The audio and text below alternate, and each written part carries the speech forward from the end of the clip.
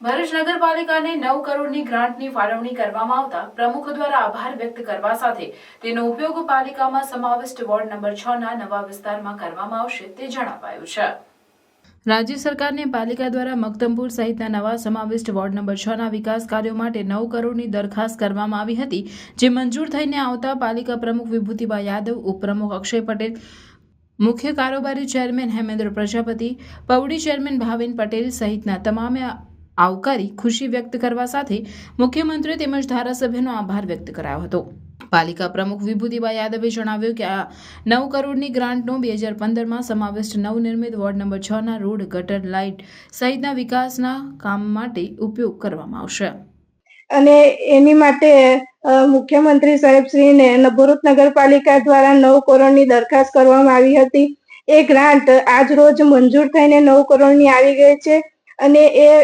Grant ફક્ત આઉટડોરના વિસ્તારમાં જ વપરાશે। રોડ, રસ્તા, પાણી અને લાઇટની સુવિધાઓ પૂરી પડશે વોર્ડ નંબર 6 માં અને એ બદલ હું મુખ્યમંત્રી ભૂપેન્દ્ર પટેલ સાહેબનો અને ભરૂચના ધારાસભ્ય શ્રી રમેશભાઈ મિસ્ત્રી સાહેબનો ભરૂચ નગરપાલિકા વતી અને વોર્ડ નંબર 6 ના રહીશો વતી હું ખૂબ ખૂબ આભાર વ્યક્ત કરું છું।